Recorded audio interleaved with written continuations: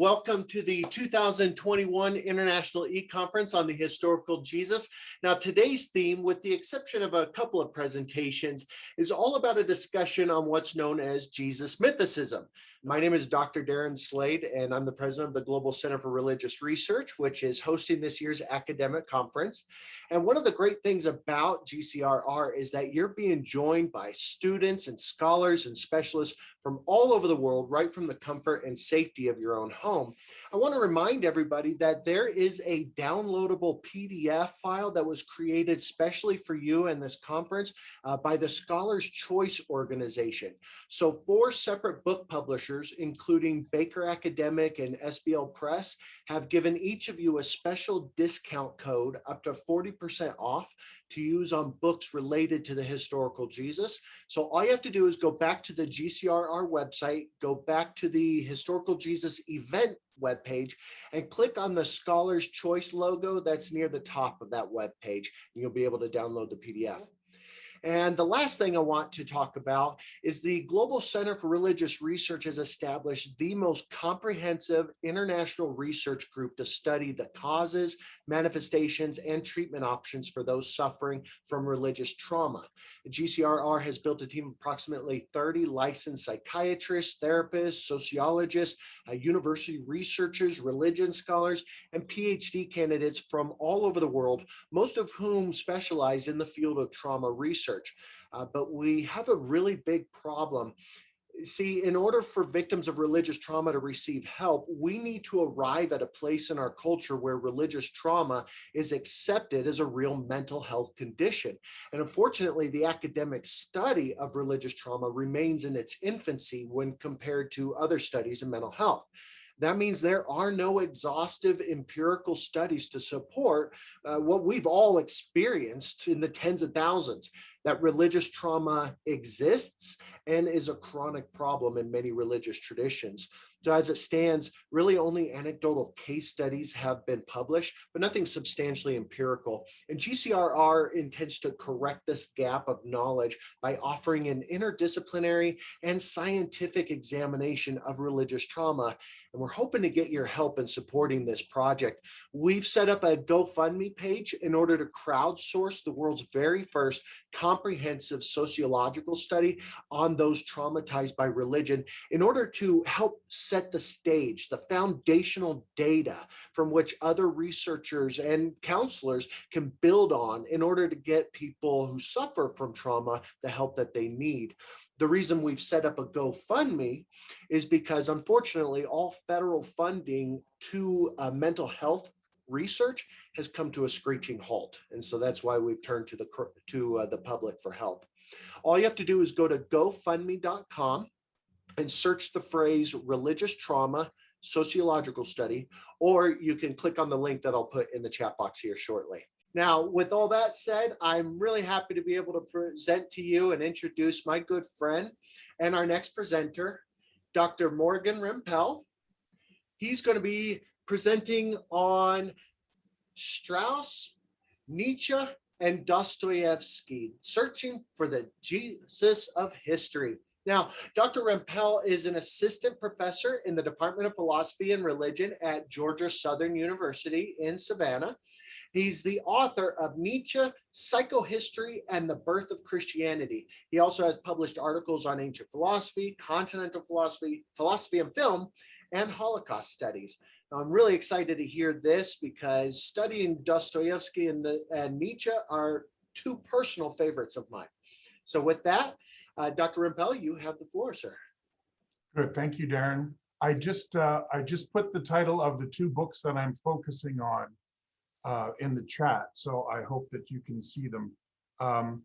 I'll just point out before I begin, this is a work in progress, so if there are any less than smooth transitions, I apologize. Because it's a work in progress, I'd be grateful for any feedback. And lastly, I'll just say, if you're not familiar with Nietzsche and the way he treats topics, he is rather forceful and less than subtle with his language. So I hope he doesn't offend anyone's sensibilities if you're not a fan of Friedrich Nietzsche. So with that, we'll begin. The 19th century was a period characterized by an extraordinary amount of scholarly interest in Jesus of Nazareth. Scores of critical theologians, historians, philologists, philosophers, and archaeologists of the period endeavored to separate ecclesiastical teachings about Jesus from the individual who inspired them, the elusive Jesus of history. The first half of my paper looks at the work of one of the most, perhaps the most influential contributors to this 19th century genre, Protestant theologian and philologist David Frederick Strauss. Strauss's pioneering book, The Life of Jesus, Critically Examined, carefully contrasts sources concerning the life of Jesus, scrutinizes the apparent contradictions found therein, and introduces concepts such as myth and pious folk legend into the modern study of the Gospels. The second half of my paper looks at one of the more unconventional contributors to this genre, philosopher, philologist, and self-described foremost psychologist of Christianity, Friedrich Nietzsche. And it's Nietzsche who will be discussing Fyodor Dostoyevsky. Whereas Strauss's book, The Life of Jesus, appeared at the very outset of his career, Nietzsche's analogous effort, The Antichrist, written in 1888, published in 1895, was written at the close of his brief writing career and marks one of the last entries in this thriving 19th century life of Jesus genre. So let's begin looking at Strauss. Strauss was born in 1808 in Ludwigsburg near Stuttgart, Germany. He grew up in a pious household. From 1825 to 1830, he was a student at the prestigious Tübingen University Stift or seminary. Beezer notes, quote, "The Stift was a seminary whose purpose was to train students to become clerics of the Protestant Church.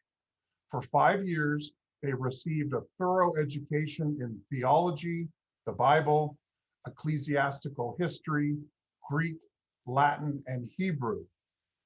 The seminary had been for ages a bastion of Protestant orthodoxy, teaching its students that the foundation of the faith lies in the Bible, which it held to be an infallible historical document." That's the end of the quote from Beezer. While at Tübingen, Strauss was influenced by the works of Friedrich Schleiermacher and George Hegel. After his studies at Tübingen, Strauss was appointed to serve as an assistant pastor at a church near his hometown of Ludwigsburg. And while serving as an assistant pastor, he completed his doctoral dissertation on the doctrine of the restoration of all things in the Book of Acts. In 1831, Strauss went to Berlin to meet and attend lectures by both Schleiermacher and Hegel. Unfortunately, Hegel died very shortly after Strauss's arrival, but they did meet. He did meet one of his mentors. While in Berlin, Strauss acquired a copy of a student's notes from Schleiermacher's Life of Jesus course. When Strauss was in Berlin, Schleiermacher was not offering his Life of Jesus course, but Strauss was pleased to acquire a student's lecture notes from a year where Schleiermacher did teach his Life of Jesus course. In 1832, Strauss returned to Tübingen in the capacity of an assistant lecturer or tutor, which was customary for recent graduates of the seminary. The young lecturer was very popular with students, but already he had begun, begun to arouse suspicion among certain members of the theology faculty. Influenced by Schleiermacher's lectures on the topic, Strauss, the young Strauss, began to plan his own critical investigation into the life of Jesus. With impressive speed, the 27-year-old Strauss wrote and in 1835 published his controversial 2-volume, 1,500-page work, The Life of Jesus Critically Examined. To quote Albert Schweitzer about this book and about Strauss, when its 2 volumes appeared in, this is Schweitzer talking, quote, when its 2 volumes appeared in 1835, the name of its author was wholly unknown. This book, into which he had poured his youthful enthusiasm, rendered him famous in a moment and utterly destroyed his prospects. We'll talk about what happened to his career and plans later. Though the publication of volumes 1 and volume 2 of Strauss's book were separated only by a few months, even before volume 2 had appeared in print, the president of the Tübingen Seminary successfully petitioned to have Strauss removed from his teaching position. Strauss did not know it yet, but the controversy that would continue to surround his Life of Jesus effectively scuttled any hopes of either an academic or church career. Okay, this section is called Supernaturalism versus Naturalism. Before examining Strauss's Life of Jesus and the controversy it generated, it is well to remind ourselves of the then dominant schools of biblical interpretation in Germany in the early 19th century. One important distinction Strauss and his fellow seminarians encountered in the 1820s and early 1830s was between supernaturalist and naturalist understandings of the Bible in general and the Gospels' depiction of Jesus in particular. According to the traditionalism of the supernaturalists, the Bible is divinely inspired, and the supernatural incidents depicted in its pages are accurate accounts of historical events. This orthodox supernatural understanding of the events depicted in the Gospels was dominant at Tübingen when Strauss was a seminarian. The naturalists, sometimes called the rationalists, on the other hand, influenced by the spirit of the Enlightenment, proposed that what we find in the Bible are supernatural depictions of natural events. According to this school of thought, Jesus, for example, did indeed cure the sick, but he did so not supernaturally, but naturally, perhaps by some special talent or some advanced medical knowledge. Representatives of this naturalist school, such as Heinrich Paulus and the already mentioned Friedrich Schleiermacher, proposed, for example, that the gospel stories of Jesus raising people from the dead were actually accounts of individuals awakening from comas, that Jesus did not walk on the water, but he walked on the seashore, and that Jesus did not die at Calvary, but entered a trance-like state in his pain and was subsequently revived in the coolness of the tomb. We may note that both the supernatural and the natural schools of interpretation considered the gospel accounts to be records of actual historical events. So for both schools, something special happened in these stories, but one offers a natural interpretation, the other a supernatural interpretation. Okay, now we're turning to Strauss's Life of Jesus. Thoroughly familiar with both the supernatural and the natural schools of interpretation, Strauss's Life of Jesus broke with both schools regarding the historicity of the gospel accounts of Jesus' life. Indeed, according to Albert Schweitzer, quote, Strauss's main contribution to theology lay in his dismantling of the rationalist and supernaturalist traditions, which never recovered from his searing indictment, end quote. That's Schweitzer from his book, The Quest for the Historical Jesus, which is a wonderful and very well-written book. For Strauss, the supernatural interpretation was too extreme and quite against any reasonable interpretation of the biblical narratives.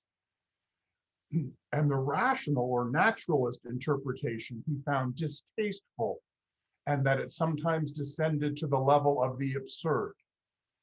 So Strauss adopted a third possibility, the mythical interpretation of the Gospels.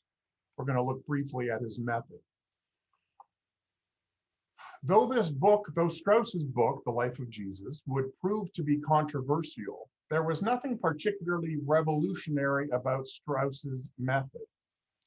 It was well known and practiced by many of his contemporaries who called it simply the critical method or the historical method. This is the method employed by historians when they assess the authenticity and reliability of any historical document. Its chief task is to determine the quality of the evidence for a historical statement or a document. It raises the simple and basic questions: what are the sources for this evidence? And are these sources credible? That's the historical or critical method that Strauss is drawn to. Claiming that his investigation into the historical credibility of the Gospels was conducted without presupposition, Strauss dared to ask of the Gospels the type of questions scholars ask of any ancient document. And of course, whether or not anyone can approach a document, the Gospels in particular, without any presupposition, as Strauss maintained, is a good question. Okay. A cornerstone of Strauss's methodology, one we shall see Nietzsche was critical of, was his meticulous I think meticulous is going to be a word I use a lot with reference to Strauss. A cornerstone of Strauss's method was his meticulous examination and re-examination of apparent inconsistencies and contradictions within and between the four canonical gospel accounts of the life of Jesus. Strauss was certainly not the first scholar to point to such difficulties or the first to draw attention to inconsistencies and contradictions between the synoptic gospels and John's gospel, or even the first scholar to employ the concept myth vis-a-vis the Bible. Indeed, Strauss acknowledges the work of the scholars who preceded him in the introduction to his book. But no one prior to Strauss did so meticulously with such scientific precision. And you'll see Nietzsche zeroes in on this scientific precision, or so exhaustively. Over the course of 1,500 pages, Strauss scrutinizes all four Gospels, from their genealogies of Jesus to their accounts of his final words on the cross. Proceeding carefully, Strauss comes to focus his attention on several sources of difficulty. One, Gospel accounts often contradict one another, especially when we contrast John's Gospel with the synoptics. Two, Gospel accounts sometimes are at odds with well-attested historical facts. And three, the gospel writers are clearly not eyewitnesses to the events they recount.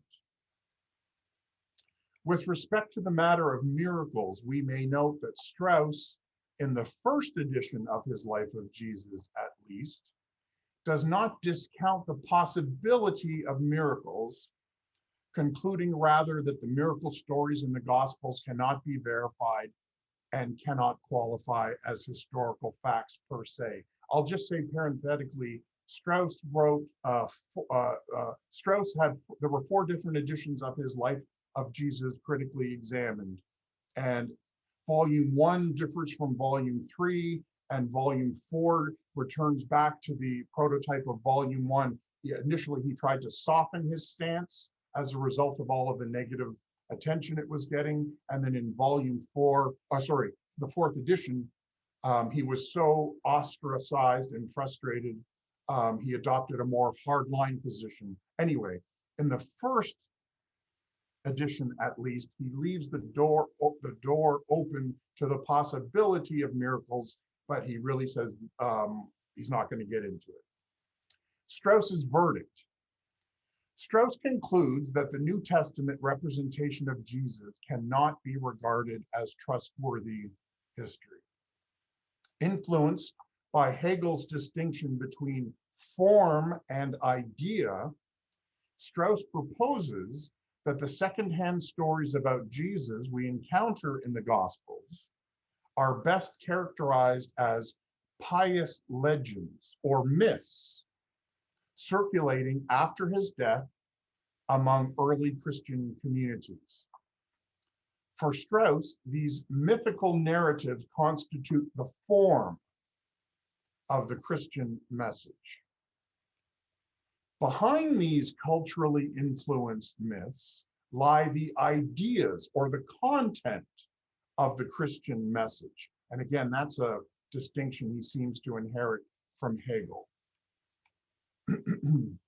Unlike some critical scholars of the day, Strauss does not contend that the early followers were consciously engaged in fabrication in the name of deceiving people. A couple of thinkers, even in the time of Strauss, had proposed that. That's not what Strauss is proposing. Strauss is not suggesting that the figure of Jesus was merely an invention. He does not deny that Jesus existed or that he was a truly extraordinary figure.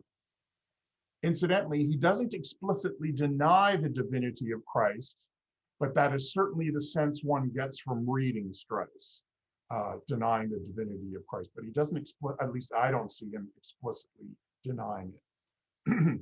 And most importantly, Strauss does not say that Jesus is just a myth. Some people who are not that familiar with the work say that Strauss is dismissing Jesus as a myth. He's not saying Jesus is a myth. What he does claim is that there are mythical elements in the depiction of Jesus, the depiction we encounter in the Gospels. Strauss's distinction between fiction and myth is helpful in this regard. He writes, this is Strauss, whereas fiction is the creation of an individual author who knows that his story is false. Myth is the creation of a whole community which believes that its story is true. That's Strauss's distinction between myth and fiction. He goes on to say, properly speaking, the myth is not written by an author at all, but it is transmitted by a culture, handed down from one generation to the next. The authors are not the creator of the myth, but simply the agents of the myth's transmission. That's Strauss. As we see in a moment, Strauss's emphasis on myths emerging from whole communities, from cultures rather than from individuals, and this is known as his Volksgeist theory, the spirit of the people theory, will find resonance in Nietzsche's writing. In Strauss's view, the early Jewish Christian community was genuinely convinced that this extraordinary figure was indeed the long-awaited Messiah of prophecy. And they naturally and non-consciously attributed to him long-standing, culturally familiar indicators of this special status. Since the Synoptic Gospels, for example, were governed by Jewish religious conceptions, Jesus was given a virgin mother, a royal lineage, a birthplace in Bethlehem, though in fact, he possesses none of these. The healings attributed to Jesus are likewise attributed to Old Testament prophecies. Again, for Strauss, the gospel stories were not accounts drawn up by eyewitnesses shortly after the events they describe, but secondhand reminiscences and stories that circulated among the community for decades. Put simply, for Strauss, the gospel accounts of the life of Jesus of Nazareth cannot reasonably be regarded as history.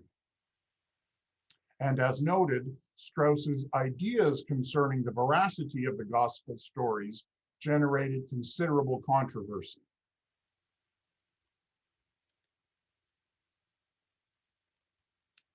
According to Harris, quote, I'm going to speak for a moment about the controversy surrounding this work. According to Harris, quote, of all the 19th century theologians, Strauss was the most notorious. No single theological work ever created such consternation in the theological world as Strauss's Life of Jesus. It split the century into two theological eras, before and after 1835, the year of its publication. Here's another quote about the work. Quote, what had previously been accepted as irrefutable and invulnerable to all attack was now set in doubt. Beezer likewise concludes, quote, if we ask, this is quite a quote, if we ask ourselves which books of the 19th century had the greatest effect on the decline of religion, we would have to put first and foremost, even before Darwin's Origin of Species, David Frederick Strauss's Life of Jesus, end quote. As noted, his Life of Jesus book had a very negative effect on Strauss's life and career. He became known as the Antichrist of Ludwigsburg and the new Judas Iscariot. Strauss was shunned by friends, family, and one-time colleagues. The colleagues feared damage to their reputations and their careers by association. Strauss grew increasingly isolated and bitter. 25 years after the appearance of his Life of Jesus, Strauss wrote, quote, it excluded me from public teaching, for which I had a desire and perhaps even talent, and it made the course of my life lonely. That's Strauss reflecting on the controversy surrounding his book. I'm going to say a word before we turn to Nietzsche about Strauss's reputation versus the reality of the man. But as Beezer notes, Strauss's reputation as, quote, an atheist intent on destroying Orthodox Christianity, end quote, does not accord with the man himself. Though the consequences of Strauss's views were revolutionary, his intentions were never so. Even 5 years into the controversy surrounding his work, Strauss still held to the hope of being a cleric. Strauss genuinely believed that while his Life of Jesus challenged the form of the Christian message in the Gospels, that it in no way damaged Christianity's true content. Indeed, in the introduction to his Life of Jesus, Strauss writes, quote, this is Strauss's self-conception of his work. In the introduction to his Life of Jesus, Strauss writes, quote, the author is aware